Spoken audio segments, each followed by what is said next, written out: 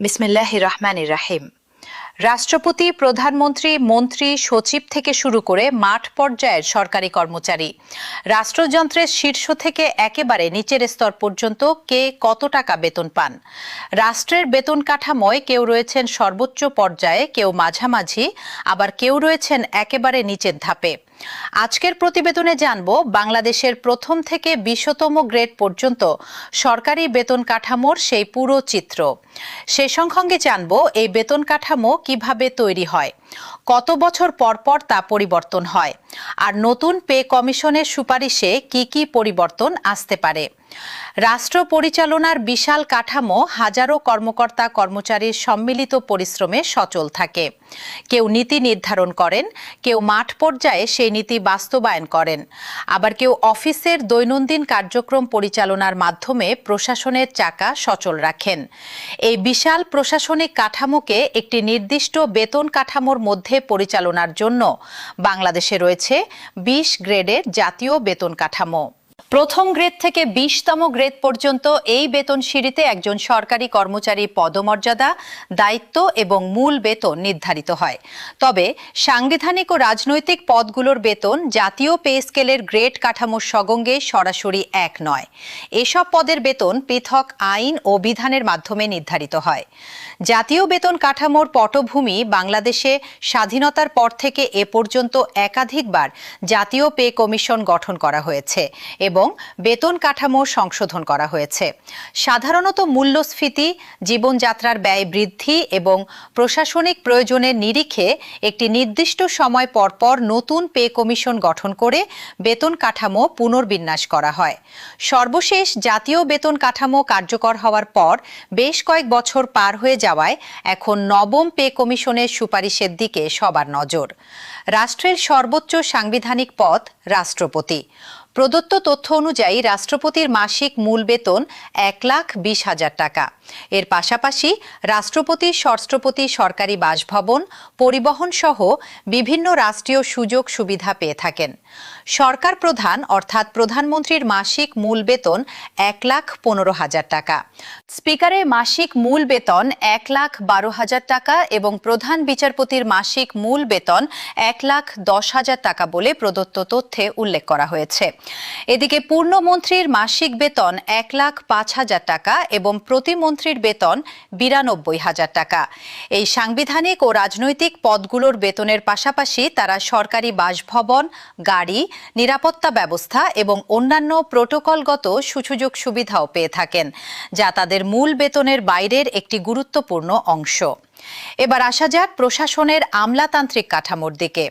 সরকারি প্রশাসনের সর্বোচ্চ গ্রেড হল ১ নম্বর গ্রেড। সচিব পর্যায়ের কর্মকর্তারা সাধারণত এই পর্যায়ের কর্মকর্তা। বর্তমান বেতন কাঠামোয় গ্রেড ১-এর মূল বেতন ৭৮,০০০ টাকা, আর প্রস্তাবিত নতুন পে স্কেলে এই বেতন ১,৬০,০০০ টাকা করার সুপারিশের কথা বলা হয়েছে। এর পরের ধাপে রয়েছে গ্রেড ২।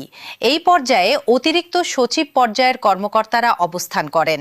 প্রদত্ত তথ্য অনুযায়ী তাদের মূল বেতন ৬৬,০০০ টাকা থেকে সর্বোচ্চ ৭৬,৪৯০ টাকা পর্যন্ত হতে পারে। গ্রেড ৩-এ রয়েছেন যুগ্ম সচিব পর্যায়ের কর্মকর্তারা। এরপর গ্রেড ৪-এ উপসচিব এবং গ্রেড ৫ ও ৬-এ বিভিন্ন গুরুত্বপূর্ণ প্রশাসনিক ও কারিগরি পর্যায়ের কর্মকর্তারা অবস্থান করেন। এই গ্রেডগুলোতে কর্মকর্তাদের মূল বেতন, অভিজ্ঞতা ও বেতন ধাপ অনুযায়ী বিভিন্ন পর্যায়ে নির্ধারিত হয়।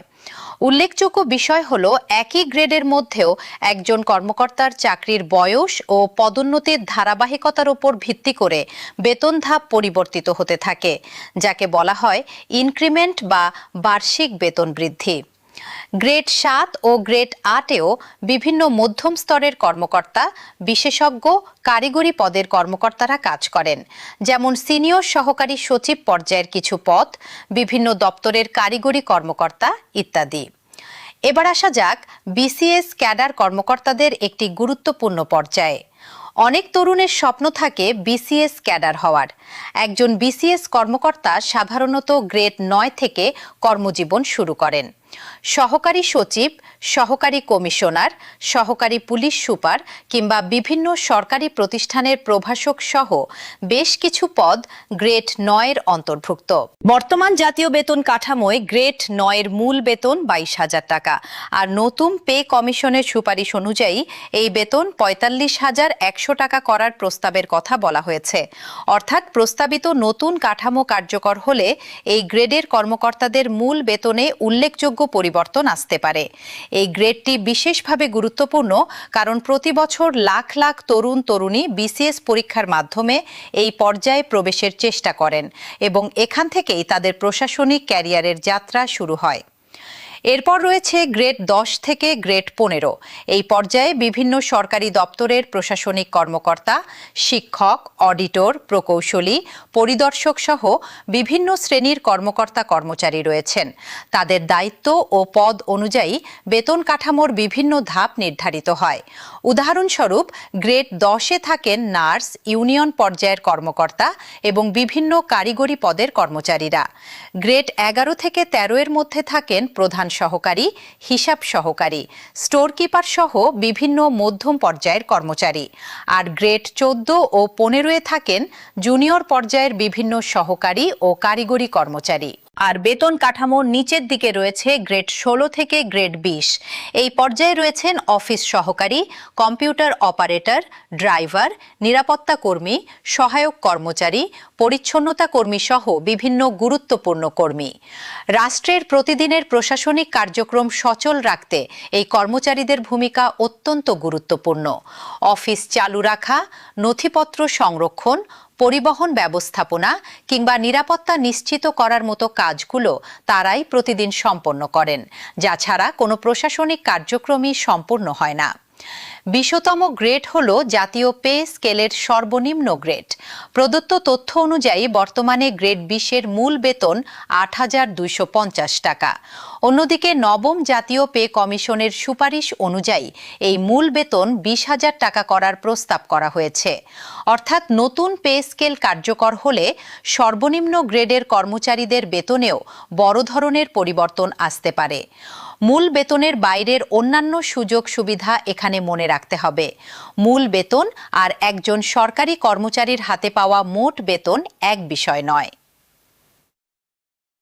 মূল বেতনের সঙ্গে বাড়ি ভাড়া ভাতা, চিকিৎসা ভাতা, যাতায়াত ভাতা, উৎসব ভাতা কিংবা টিফিন ভাতার মতো বিভিন্ন প্রযোজ্য ভাতা যুক্ত হতে পারে। আবার আয়কর, জিপিএফ, জেনারেল প্রভিডেন্ট ফান্ড, কর্তন সহ বিভিন্ন কর্তনও থাকতে পারে। ফলে মূল বেতন দেখেই একজন কর্মচারীর হাতে পাওয়া মোট টাকা নির্ধারণ করা যায় না। এছাড়া চাকরি শেষে পেনশন সুবিধা, আনুতোষিক এবং প্রভিডেন্ট ফান্ডের অর্থ একজন সরকারি কর্মচারীর সামগ্রিক আর্থিক নিরাপত্তার একটি গুরুত্বপূর্ণ অংশ। বিশেষ করে গ্রেড ১ থেকে গ্রেড ৯ পর্যন্ত কর্মকর্তাদের ক্ষেত্রে এসব সুবিধা তুলনামূলকভাবে বেশি গুরুত্বপূর্ণ ভূমিকা রাখে। একইভাবে নতুন পে কমিশনের সুপারিশ মানেই সেটি চূড়ান্ত বেতন কাঠামো নয়। সরকার চূড়ান্ত অনুমোদন দেওয়ার পরই বাস্তব বেতন কাঠামো নির্ধারিত হবে। সাধারণত এ ধরনের সুপারিশ মন্ত্রিসভায় অনুমোদনের পর অর্থ মন্ত্রণালয়ের মাধ্যমে